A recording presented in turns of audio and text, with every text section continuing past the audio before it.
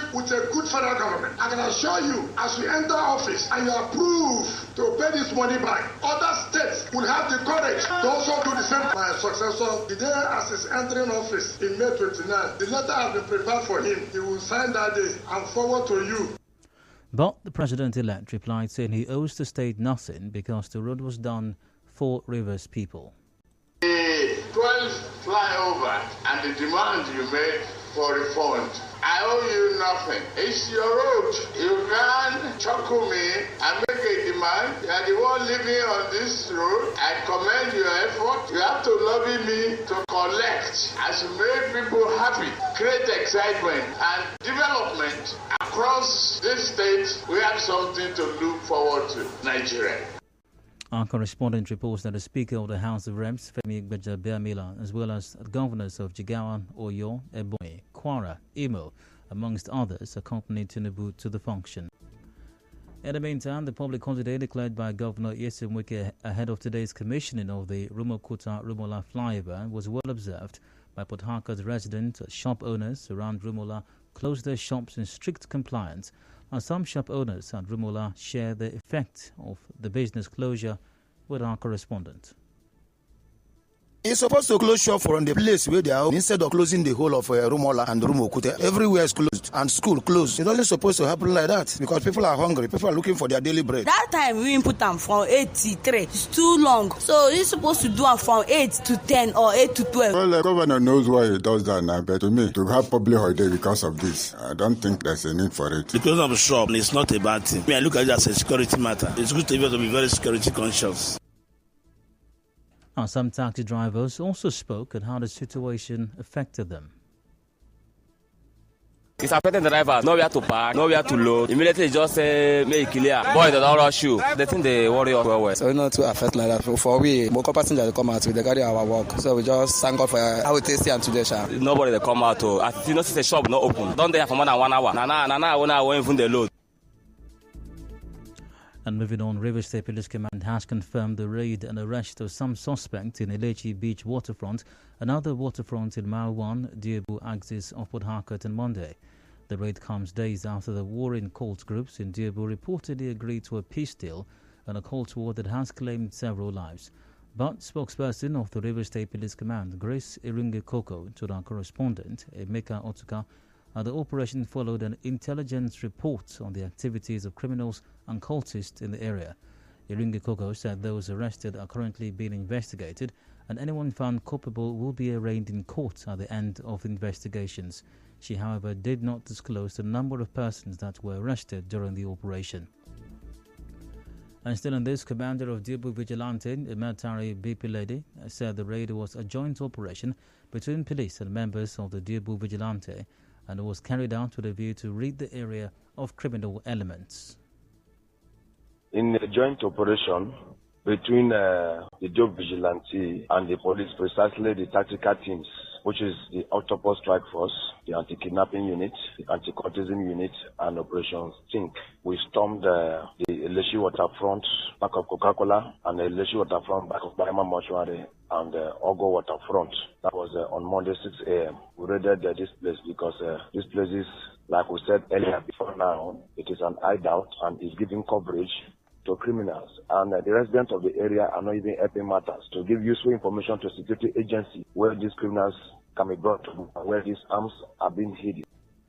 Meanwhile, some residents of Diobu also spoke on the raid. Business have come back to the normal situation. They just came early morning to pick. They didn't pick the raid, they just pick innocent ones. People that don't know about the crisis, they come to the house and pick them. They say now to bail them is 150,000. Police came and arrested many of them. But I believe so many of them are innocent. You know, like Nigeria police, they don't normally go to the direct place to get something. Police came that Monday early morning to arrest people. While that some of these bad boys. One of the men that went and collected the money and phone is one of the senior police officers about ASP or BTSP. So for that, now police sent for the raiding of that phone to come and that's the truth of the matter. Now, they also told our correspondent that relative peace has returned to the area after the peace deal between the warring cult groups. You can see people moving, you can see people now, but I know when the vehicle, just like that. The area come. There is peace now. There is peace. Because I understand that maybe their seniors, because there are two courts are fighting. Their senior came and made peace with them. They stop shooting. If not, if you cannot even step into this place there, it's a real war front. See, I've never seen such a thing like that before. The area is very fun, very peaceful, but we are still sleeping with one eye open, one eye closed, because we are hearing side talk that they will come back again. And in another development, the IG of Police, Usman Baba, has directed state commissioners of police to tidy up their case files on electoral offenders in the 2023 general election for onward submission to INEC for prosecution. The IGP, represented by the Commissioner of Police in charge of election planning, monitoring and evaluation, Basil Idegu, stated this in Abuja during an event organized by the National Institute of Policy and Strategic Studies. And away from that, the inaugural sitting of the 2023 Elections Petition Tribunal in Calabar could not take place today due to the indefinite strike action embarked upon by the Judiciary Staff Union of Nigeria. Now, State Chairman of JUSUN, Enya Authority, said the government has failed to respond to their demands since 2015. And the Senate has joined the House of Reps and ECOWAS Parliament to appeal to the Central Criminal Court, Old Bailey, London, for leniency and the sentencing of Senator Ike Kurimadu and his wife Beatrice. The Senate's decision to appeal for clemency followed a motion raised by Senator Chukwuka Otazi during today's plenary session.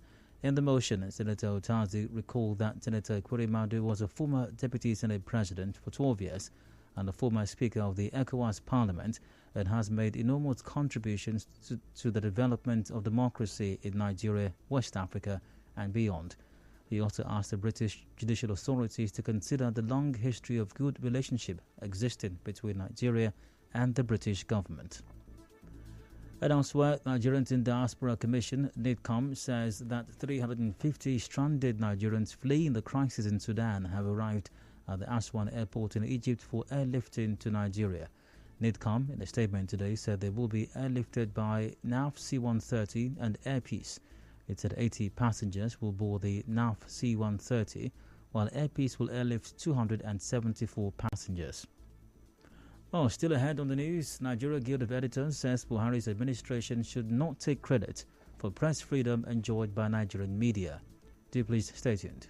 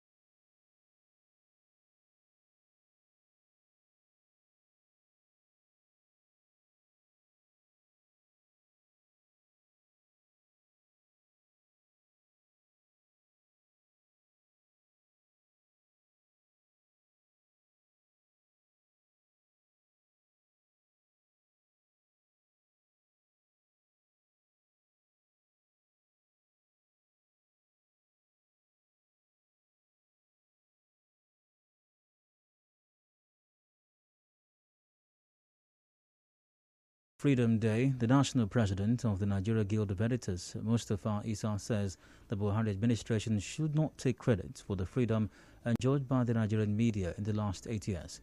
His comment is in reaction to a statement in which President Buhari gave credit to his administration for protecting and upholding the rights of journalists. Isa, in an interview with correspondent Onyeka Chinwosu, said media practitioners in Nigeria fought for their freedom themselves. We will say that what the Supreme Court has said has to be obeyed. My concern is about the time frame that is given, that the new notes should be in circulation along with the old notes up to 31st December. And that period is exceedingly too long for the policy to operate. It will be.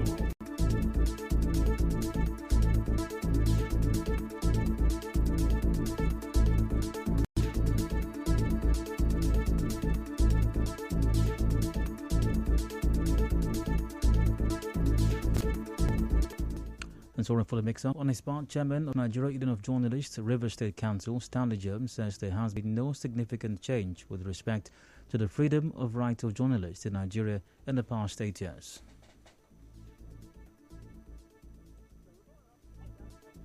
Freedom to do our job, because you will see that even in River State during the campaign, some of our members were harassed in some campaign grounds and all that. The overzealous security men will harass them. Even sometimes they are being directed by politicians to follow to do all these things. So there's no doubt, at least like something better compared to the military era. So Buhari saying that under his administration the press were fairly, I don't think there's anything different from his administration and that of other civilian administrations. Stanley Job also urged the professionals of their profession amid intimidation and harassment, among others. I will continue to urge our members to go ahead and do their work. These distractions should not deter them. This is a job we have chosen to do. So we should do that. We'll do it professionally and applying all the ethics that are required to be applied. Spoken how press freedom can be achieved and sustained in River State. Truth is, you can't have an absolute press freedom. You can only have what is relative to the extent of good working conditions, the willingness of people to also avail information, relative to the extent of how people also want this information circulated. So how independent any media can be, it's also tied to ownership. You look at the operational control, it also need to enable, we make better certain public institutions, particularly the judiciary and the Nigerian police. And if we don't have these two institutions working at optimal level, then they will continue to hamper freedom of press. And the theme for this year's celebration is Shaping a Future of Rights, Freedom of Expression as a driver for all other human rights.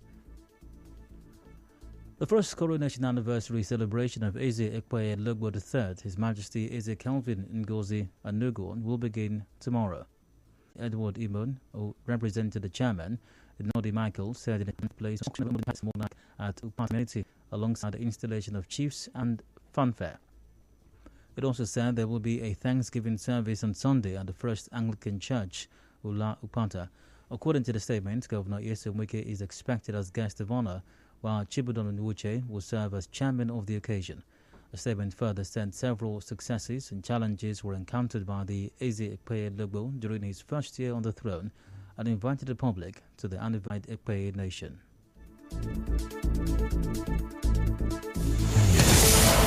And now the business news.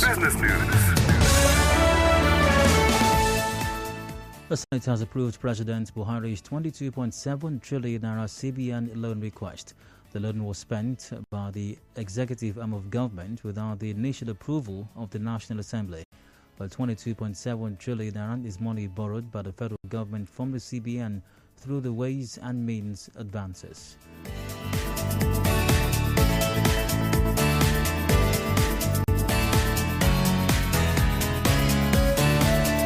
Take it away with the entertainment news. Nigerian singer Zlatan said break from music for his acting debut in the movie Gangs of Lagos. And now, updates on the sports news. Captain Messi will leave PSG this summer after both him and the club decided not to extend his stay in Paris. And now we're bringing you news from around the world. Police said a 13-year-old suspect in a school shooting in Serbia planned the attack for a month and had a list of targets.